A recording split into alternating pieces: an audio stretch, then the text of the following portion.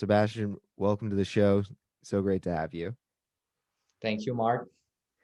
All right, you've had a really interesting career, like the progression of it. I did some digging in on you. I want to talk about going from working with Hockey Canada as a coach to getting in recruitment quite early and even doing some recruiting for Cirque du Soleil. Like, can you give a bit of an overview of the start of your career? Yes, of course.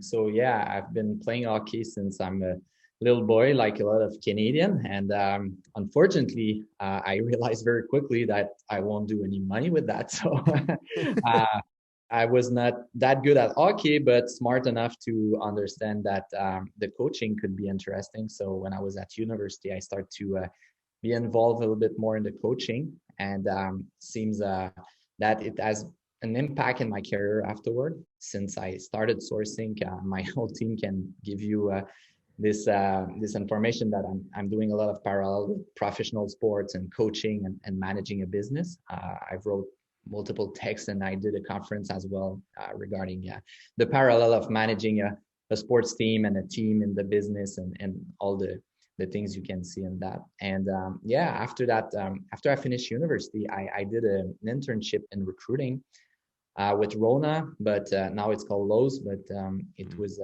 very young in my career, and I basically fall in love with recruiting and more specifically the sourcing part of it.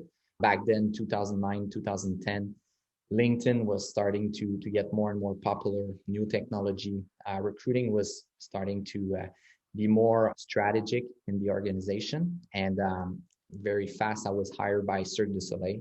So when I joined Cirque du Soleil, they hired me and I thought it was for a recruiter job. But when I started my first days, I just realized, no, it's a sourcing job. I was not aware of what it was, but they just explained to me, yes, we have like this team of 5 people dedicated to building pipeline, approach proactively some niche talent on the market.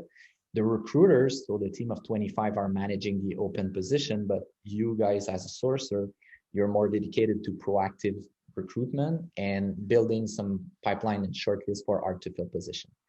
Yeah.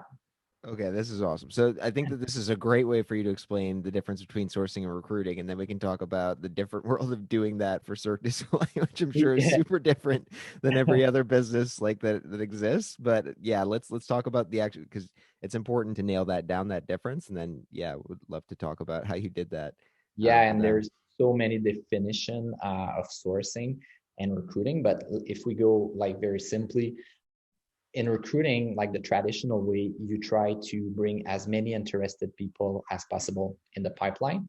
And through those interested people, you find who's interesting in order to fill a role. The sourcing is the other way around. So you're looking for interesting people and you try to make them interested to close your role. So it's a proactive way of doing recruitment. So it's approaching passive profile and converting those passive profile into active candidate.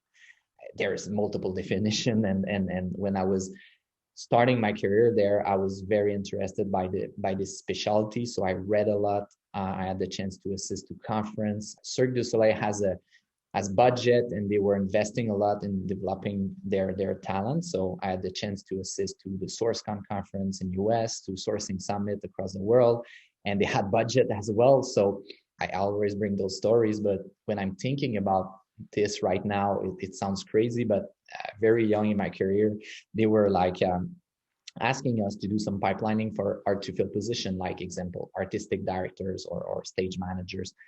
And Cirque du Soleil is like the NHL of circus. So Yeah. it's kind of the biggest league. So you can afford to approach the best talent in the entertainment industry, basically. So they were sending us, like, for example, on Broadway to source and recruit like the artistic director of Wicked and Lion King and the best Broadway shows. And I was doing the interviews at the Radio City Music Hall on the stage, basically. And like 2 years before that, I was working in a grocery, and then I was like on the stage interviewing artistic director. So in my mind, it was kind of funny because I didn't know anything about it, but I just like fake it until you make it. And I was recruiting artistic people at Cirque. They were sending us in Australia, all across the globe, to basically source the best talent in the entertainment world. So it was pretty amazing. if I get back to there, it was 2010, 2013. I only had like a year or so of experience. So in my mind, it was normal. It was like all the companies are doing this. So after I started to speak with other people on the market, my colleagues of university or other company, I realized it was pretty different the way they were doing recruiting, and that the sourcing expertise was pretty new as well. So that the Cirque was really, really evolved in the recruiting process. So if you think about this, it's like 10 years ago, 11 years ago, and I was already like talking about response rate and pipelining and proactive recruitment and approaching passive people to attract them in our company. So it was pretty advanced. Yeah, I mean, so it sounds completely different than the traditional model, right? So Cirque isn't going to just post something to a job board and then interview 1,000 applicants. They're actually going to spend the money up front to send you, it sounds like, to Australia Yeah. or New York, like huge upfront expense, but it sounds like that actually worked out. Like how can you explain some of the differences there? Like it's a larger upfront investment, but I guess you end up getting the best talent that way, right? Yeah, exactly. And it's totally linked to the quality of the shows, to the success of the company. So when you think about it, if you're looking for the best artistic director to create the Michael Jackson show, you cannot just post the role on your website and wait for someone to apply. Let's just make the parallel with professional sports, okay? Let's say the Toronto Maple Leaf are looking for a goalie or the Montreal Canadian for a center. They won't post this on the newspaper waiting for someone to apply on the job. Like they will send their talent scout everywhere. They will talk to other GM. They will go proactively to get the best talent. That was the same principle at Cirque. And in a certain way, there's a lot of company that should approach their recruitment the same way. Not for all positions, obviously, because it requires a lot of investment and resources, time, money, energy.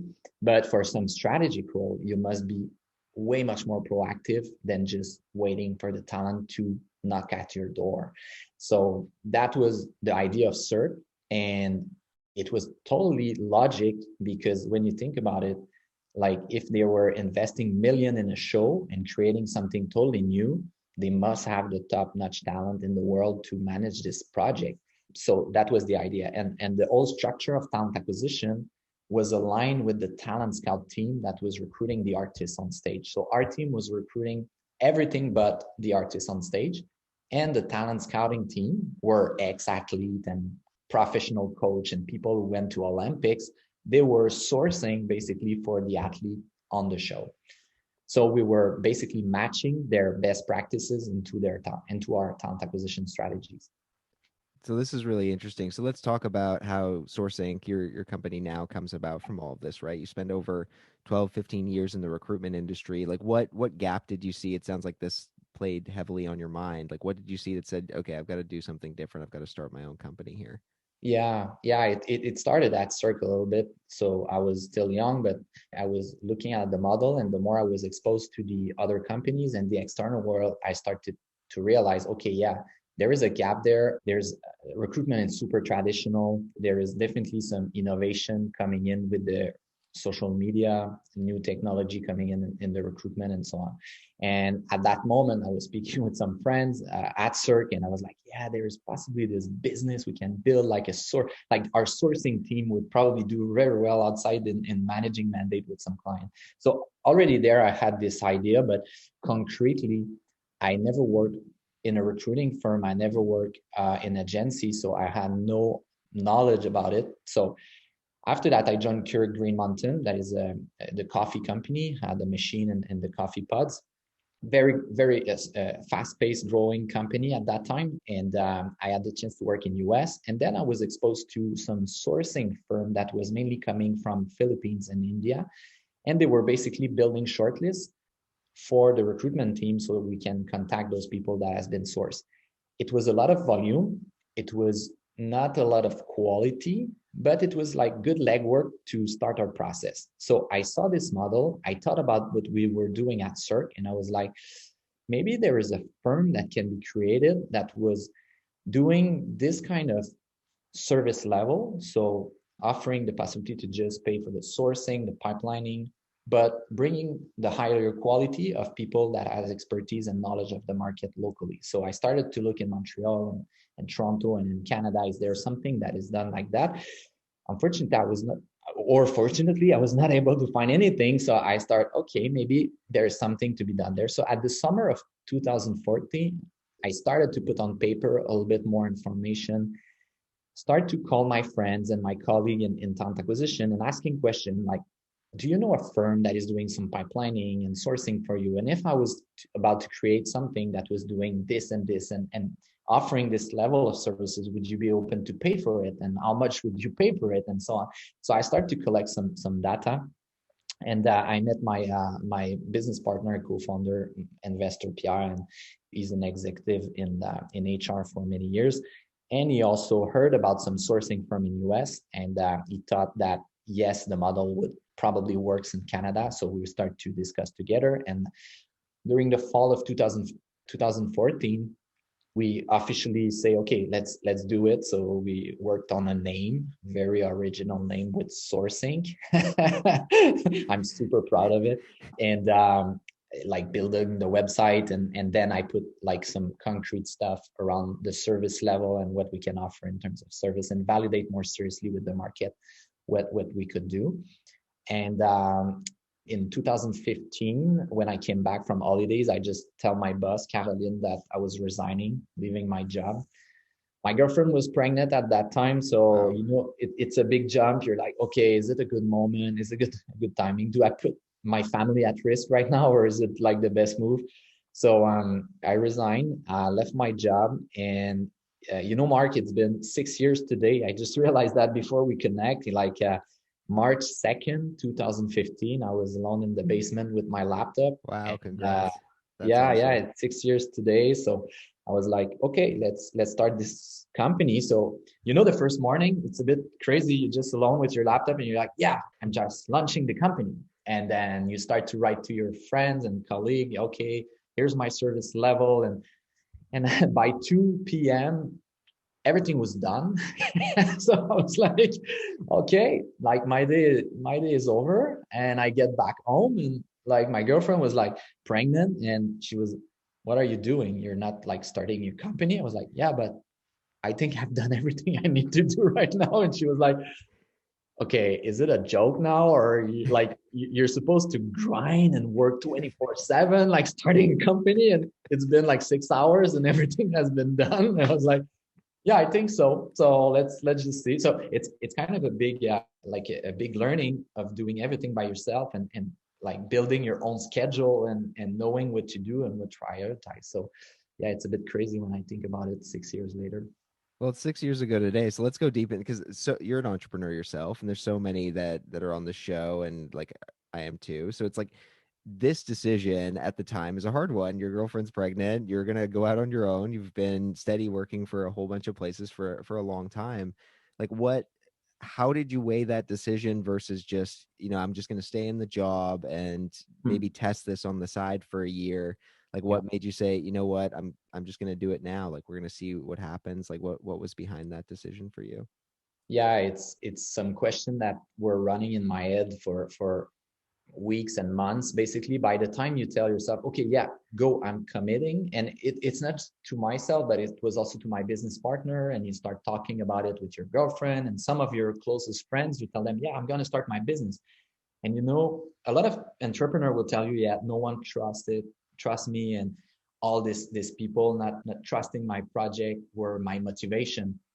On the other side, on my side, everyone was trusting me, and everyone was telling me, yeah, it's gonna work, Seb, for sure. Yeah, you're great. So I felt this pressure, and I was Okay. really not comfortable with that, because I was like, they have no clue that I really don't know really if it's gonna work. So I was stressing a lot. But to answer to your question, the fear of losing and regretting something was now bigger than the fear to jump. So at a certain point, you have this switch. I cannot tell you exactly when it was, but there was this moment where then I started to be stressed about not doing it rather than just jumping. And for everything in life, I think the worst part is just before you do it. Like jumping from a plane, or launching yourself on a stage to speak in front of people. It's the worst moment. As soon as it's done, it's game on. Like, yeah, you don't have time to think, you don't have time to stress. Before a hockey game, like an important game, you're like with your teammate and you're stressed. But all the hockey player or athlete will tell you, as soon as like the puck is dropped and you start the game, you're not stressed anymore. Like, no one is stressed. You're just like playing the game and doing your best and grinding. So that's a little bit the same. It's just before that is the worst. But I can tell you, at a certain point, I was like, yeah, the worst part would be to regret being like 40 years old, 50 years old, seeing someone managing a recruiting or a sourcing firm that is having a lot of success, and being this old man saying, yeah, I had the idea. I Right. knew it could work, but you never did it. And the other part was also my network and people who knew me. you know yes, it was stressful knowing that you can disappoint them if you fail, but they were also saying, Sab, it's not a big risk. You jump, you try. In 6 months, a year, if it's not working, you can get back. And I started to get this sentence in my head that was like, no one can tell me I haven't tried. So, like, for every entrepreneur, and you know it, Mark, like, you jump, you try stuff, it cannot work, but at the end of the day, you try, and you will wake up from it, and you're gonna try something else afterwards. So it's a risk, but no one will die. Like, it's not like risking your life. So afterward, I realized I was super, super stressed, and it was like a big vertige, but definitely not something that's worth all this stress. I love the story about the fear of regret being bigger than the fear of the jump, right? Because that's really where it comes from. It's like, okay, I've been talking about this and thinking about this, and every one of my friends are annoyed with me talking about this for forever. I'm Mm, either going to do it or I'm not, and I don't want to talk about this for another 2 years and never have done it. So I so appreciate you saying that. mm, Let's talk about some of those early days. So it sounds like you're well connected in the community, right? You've been working there for a while. We all know the first few sales are the toughest. So I'm kind of mm. imagining you like in the basement or in your apartment making those calls at Sourcinc. Are you like who are your first few customers? You always like as the founder, you have to go out and get everything yourself in the beginning. So like can you walk through the process of how you approach that Yeah. mindset of grabbing the first few who they were and how you approach that? Yeah, in the service industry, we're selling time, expertise, like people or consultant. So at first, I was selling myself, obviously. Yeah. So I started with people I knew already, my ex-colleague, ex-boss, people I worked with in the past that knew me and knew the quality of my work. So to be honest, it went pretty fast and pretty well very quickly. So unfortunately, I haven't had like weeks or months stressing about like financial side, and like it went pretty fast. So I spoke at that time with my network, and the first month I had my first mandate, and within the first quarter I had over 100,000 in business. So I was already stressed about delivering what's entering rather than finding business. And lucky for me, my contacts were coming from big companies. So those flagship names help you to sell afterward, because already after a few months, I was working with Saputo, Air Canada, David's Tea. David's Tea at that time was growing very fast. So those were sexy type of clients. So after that, when you present yourself with random people from big company and you just do some name dropping, like, yeah, I've mandate with David's Tea, Saputo, Air Canada, Cirque Du Soleil. They're like, okay, what did they understood that I haven't understood yet? So like, okay, let's start with a mandate. So it went fast. Afterward, it was being able to make this switch of not just selling SEB, but selling sourcing, because I had to hire and I want my people to get their own mandate and also deliver by themselves. So it was being able to tell my colleague and good client that it won't be me that will execute, but it's going to be someone in my team. So it was this transition. So selling sourcing instead of SEB. Because at first, yes, sourcing means nothing for them. And it was mainly, yeah, I want you to do the mandate, obviously. So Sounds like you could, because I know I have some friends with successful services businesses that decide to keep it almost as a lifestyle business with just them, right? Like they'll come on and advise places. It sounds like yeah, you from the beginning knew you wanted to build a firm, right? Like you knew yeah. you wanted to hire people, you wanted that responsibility, and that's a lot of responsibility when you have larger teams. It's gotten pretty big now, sort of saying. Like how uh, were you thinking of that 6 years ago? Like what did you want to build then? How big was it in your mind, and where does it go from here now?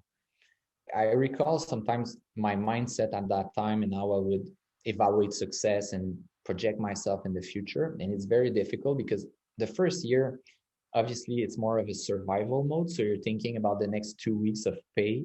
Like, should I be like, is my cash flow enough to pay my people and cover my costs?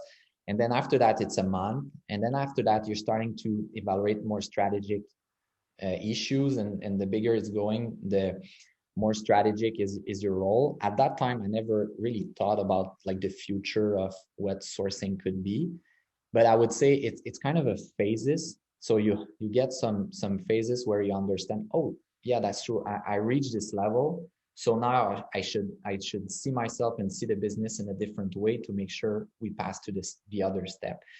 But at that time, I recall just having my own office in the old Montreal with few employees and being able to like have a good pay was enough in my mind. But after a few months, by the end of the first year, with the revenue we had, with the people I already had, the service that were getting more and more sophisticated, I just realized, oh yeah, maybe I could aim a little bit higher. So then you do the second year and the third year, and you just realize, oh, we're there, so I should aim a little bit higher. And then you continue. And in 2018, I was like, okay, let's aim super high because like it's going well. So starting an office in Toronto and Paris and Quebec City all at the same time and developing our own app. And then after you realize, maybe I just aim a little bit too high. So let's go a little bit lower, and then you adjust yourself. So it's very tough. And in this world right now, it's so difficult to project yourself. Like, just think about a year ago. I was looking at my objective and the priority of January 2020. I was looking at it with the team and I was like, look how cute it was. Like, we were so naive. And then 12 months later, after a pandemic, we're still in there, but it's kind of, yeah, it can change so fast. So you can make some plan and have some vision. Obviously, we have a vision, we have a clear plan, some pillar of development, super clear, but you always have to keep in your mind that you need to adapt yourself. And I think the strongest entrepreneur, that's what they are really good at. And when I'm thinking about my client and the good business out there, you know, the whole situation with the COVID showed that very clearly. The business that were super quick in pivoting and adapting themselves, they are still there. Obviously, if you're in the travel industry or if you're a small restaurant, I know it's not linked to your decision, but we've seen during this crisis a lot of people adapting themselves super quickly and doing good in even if those in those tough times. Yeah, I mean, if you're in the travel or the entertainment industry, sadly, like things, there was almost nothing you could do. But for every other business that realized that the world's fundamentally changed, they had to pivot if they're going to be like some people I know are still waiting for the world to go back to normal and they can just run Yeah, their same old sales cadences. Like that's going to yeah, be a bad sign for you later. But let me take it in this direction because you're really well positioned to talk about this as a founder yourself and somebody who helps other tech companies, right? It's like your first team so critical when you raise like a seed or series A around your early team of like 10 people. I've been on that team when I was like employee number 8. And it's literally like, okay, Mark, go handle marketing, sales, and customer success. And like, can you get us like some social media stuff all on your own, right? Like, how do you coach clients that are in early stages to find those recruits who are really sometimes taking a pay cut? They have to buy into the vision of your business, right? So when you get hired and being in the position yourself where you had to bring people onto Sourcinc when you guys didn't have that big name, how did you approach hiring those people?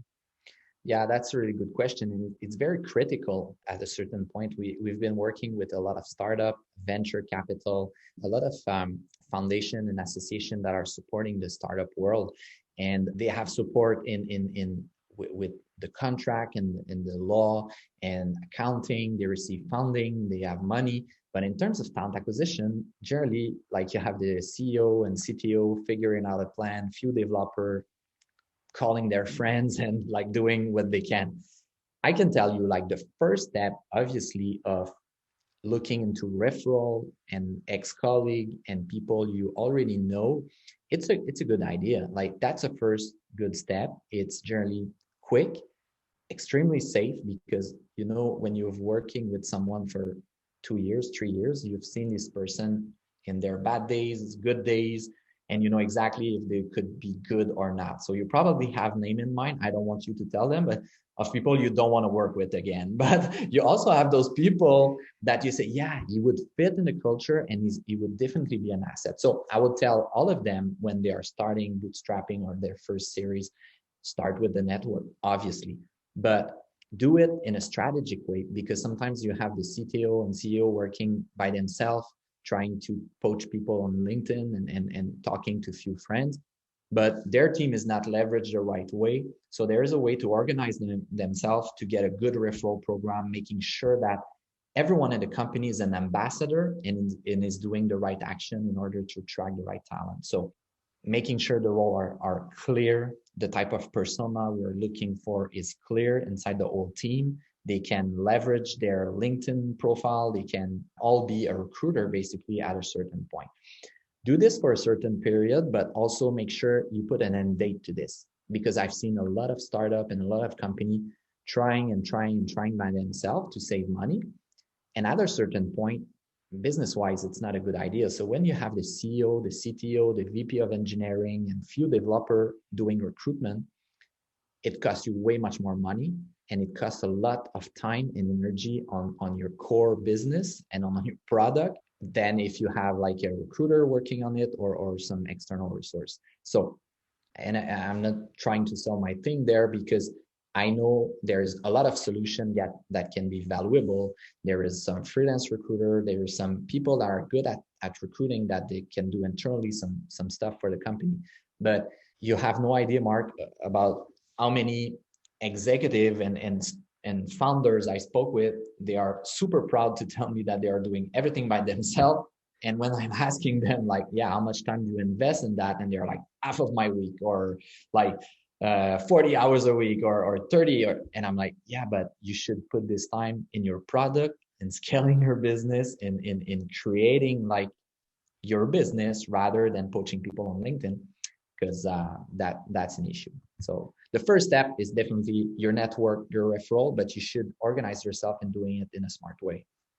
Yeah, for sure. And you're mentioning the CTO and VP engineering. That's where I was going to go too. Developer talent, right? Like super competitive, Yeah, very finite, very difficult to get. And when you're competing in some cases with like Amazon or Apple or Facebook to land a really, really good dev, and you're just a tiny startup that just got Series A, like how do you tend to advise those clients on how to position themselves to win? A developer has got a lot of options. Like honestly, they can yeah. go to a lot of places. Yeah, some of them are poached a few times a day by recruiters from different companies, and some of them are really really cool. You might not love my answer, but there's no perfect answer to your question. Recruiting, unfortunately, is not an exact science. So it's a lot of adjustment, a lot of listening to the market and adapting constantly your strategies, because you can be a company that just hit the right developer at the right time and you're going to have a top hiring very quickly, but you can struggle for months to get your strategic person or a good developer, and then it can basically slow down your whole development of the business. And competing with the big companies, it's also a big thing because I think right now is the case in Canada, and it's going to be worse in the next few years because US are starting to understand more and more that we have top talent. They are really cheap, and with the Canadian dollar, it's a good way of doing it. And you know what? I think the pandemic will accelerate that because the remote work is getting more and more normal in all of the companies. So the border are not a challenge anymore. So that's what I see right now. And I don't think it's going to stop right after we get back to normal. So the thing is to compete with that is really to focus on the right talent you can afford, and also making sure that you attract people who have this entrepreneur spirit. The developer that's going to accept to jump at Amazon is probably not the developer you want in your company. Listening to the market, people will give you information all the time about how to adapt your company. So when you speak to one, two, 10 20, 30 developer, they will tell you what's important for them. They will give you the answer to be able to attract them. So there's no one specific answer for all startup, but there is an answer for each startup based on what's their added value. It can be the product, it can be the mission, it can be the positioning, it can be so many different things that they can sell to win the war of talent. Yeah, I got it. I so empathize with the looking for someone with an entrepreneurial spirit, and that's difficult, but you have to do it, right? That person who looks like the perfect qualifications on paper just to be a good dev might not be the right fit for your startup, and you especially don't want to hire them if they are going to get poached by a bigger company. They're looking for more job security, more compensation. Yeah, yeah, exactly. And just refer it to you or me, like I'm offering you a job with the insurance, but you're going in a big company where you're gonna work on a small thing of a project. Instead of proposing you something in a startup, you're working directly with the founder, and yes, you're gonna do marketing, communication, sales, all at the same time.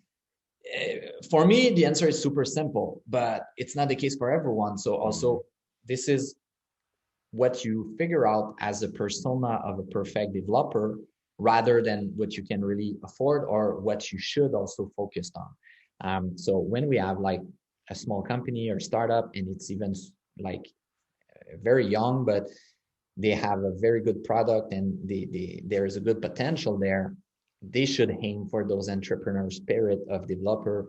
And the one who's going to turn down your offer to join a big company, it's probably not exactly a good culture fit anyway. So, yeah. That's great advice. One more question on this. What are some of the things that really drive you nuts about recruitment processes where you just like make you cringe? And I'll give you an example from my life, which is I had like a super talented friend. Like the guy is incredible, has multiple companies after him all the time, was really stoked on this one company. They put him through no less than 5 interviews. So they had 5 different interviews for him to go through. He had 2 take-home tests. And then after a month and a half of doing this, right at the end, a company swooped in and basically gave him a better package and stole him from this other company that he was looking forward to go to. I was just like, I was dumbfounded. He was like, I really wanted to join this company. They made it almost impossible for me. I mean, do you see stuff like that? What drives you crazy in recruitment processes? A lot of stuff. So do you have 2 hours?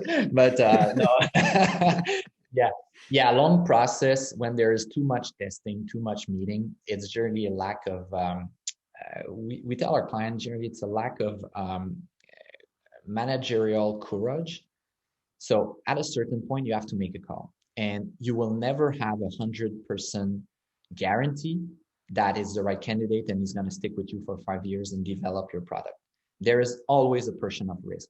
We have seen, and I've seen in the past life and all with all the mandate I've managed, some top candidate, everything tells you it's your candidate, and the person resign after a month, or is not showing to the first day, or like there is something and he choked after a few weeks because it's still human. Like I had those candidates, they were top, and finally you just learn that like he lost someone very close and he took it very badly and he became bad at work because of this, something you cannot see in the recruitment process at any moment. So it's just part of managing human. So yeah, long process drive me nuts. A bad candidate experience drive me nuts. There is a lot of company out there, they don't understand how tough it is to recruit and are not treating the candidate as good as their customers. When I was at Keurig, I was telling the salespeople, you know, guys, when you're recruiting, you should treat the candidate as good as you treat the customer. Because just think about it. We currently have in our database like 30,000 people. Each of them have an opinion on our company as an employer, because at some point they've created a profile, they send the resume. All those people will tell their family about their experience with the company. And when they will arrive at the Canadian Tire in front of a Tassimo and a Keurig, they will remember that. And trust me, if their experience is not good, they will take the Tassimo. and they will tell you, that's because I wait for a month before getting feedback, and they never get back to me after I took a day off to meet you for an interview and you never get back to me. So candidate experience drives me nuts.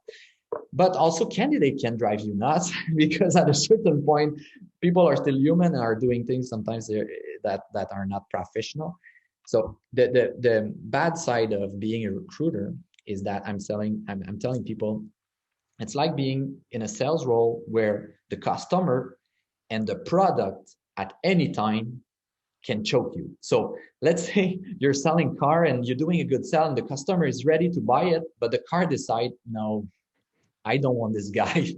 And the car left. And then you're like in the middle of both. So it's our routine, but yeah, I can take 2 hours of what drives me nuts.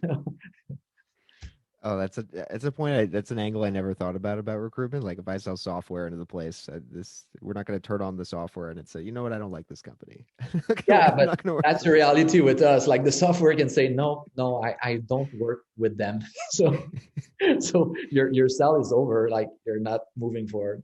Oh man. All right, we're gonna have to have you on again. This is flowing by too quickly. I've got one more for you, which is Yeah. really around what's your vision ultimately for Sourcinc over the next 5 years or so, and what's been the hardest part about building it, and what's been the most rewarding? Okay. So yeah, in the next 5 years, I would say to continue growing as a boutique service firm in Montreal, our plan was pretty clear that we needed to go outside of Montreal. So that's also a reason why we started to hire in Toronto, be more present, meet with some client in the market of Toronto, and slowly expanding to different cities. So it's a way of continue our growth. So expanding territory. It's also pretty easy for us without borders to continue our growth. So dealing with clients in US and in Europe, it's the case right now. So there is a big potential, but you need also some local people to help you building this. The second pillar of development is the Sourcinc app. So we are a service firm, but we're also developing our app that is pimping our service and increasing the client experience and making sure that we're super efficient in executing our sourcing. So it's not an app that is available for people outside of Sourcinc, but we're investing a lot of money and time and energy in the technology that is increasing our services. The fourth pillar of development is different divisions. So we just launched Aura that is serving our exec client. So Sourcinc was doing more and more exec search, but the branding, the services, the way we present ourselves was not exactly representing this type of field. So we decided to create a division that will be dedicated to this level. And there will be other division under Sourcinc for sure, because there are so many ideas in the pipeline. And the last pillar of development is definitely hiring the best people. So, in your team, if you're able to sign some McDavid and Crosby and top star in the recruiting world, it's bringing client, it's increasing the quality, and those top talent attract other top talent. So, Mm. in your lineup, when you have like Marner and Matthews and a few others, you're able to attract some old guy like Joe Thornton and so on. So it's the four-way of developing sourcing in the next 5 years. The toughest part of being an entrepreneur, I would say, is the emotional roller coaster, because one day you're at the top, clients are running after you to get more business, your team is happy, you're making money, you're like, okay, now I get it. And then the day after, something go wrong, one bad news after another, and then it might be like the end of the world for you and you're having such a bad day, and then the day after you're like, oh, maybe it's not that bad and it's going well, and then you continue this roller coaster, and no one can understand you. You cannot expect people to understand. You cannot expect your employee to understand. You cannot expect your friend, your family to understand. You're freaking alone in that. So that's also a tough part, because even if you're talking about it and expressing your feeling, people will look at you and say, yeah, but you shouldn't take care of it. Like, yeah. But you're like, no, you have no choice. You're stuck in that. You start you put your finger in that machine, and then it takes your like your arm and all the rest of your body, and then you're stuck in it and you have no choice. So that's the toughest part. And the most rewarding part, when you stop and you just take a look back and look at what has been done, man, this feeling is something. So it's definitely the most rewarding part, and we're not taking it off like often enough. So 6 years after, I'm talking to you, and then I'm gonna jump in another meeting and running after, and I took like few seconds to just realize it, but you're still always in like in so much focus and so much stuff going on, so you don't take all those things. I have friends lately who just jump in the entrepreneurship, and I told them there is a lot of bad sides, so you're pretty aware of it, so there's a lot of bad sides, but make sure you enjoy the good side as well. So having the flexibility, enjoying that you can do what you want when you want, making sure that you take those good moments as well, because you need this balance as an entrepreneur. It cannot just be always working and grinding and suffering. You also have to take care of those cool moments as well. Yeah, you got to celebrate the wins. 100. I can't even really add anything to that. I think it's perfect. I think it's the perfect place to end off. Seb, thanks so much for coming on, man. Thank you, Mark. Always a pleasure.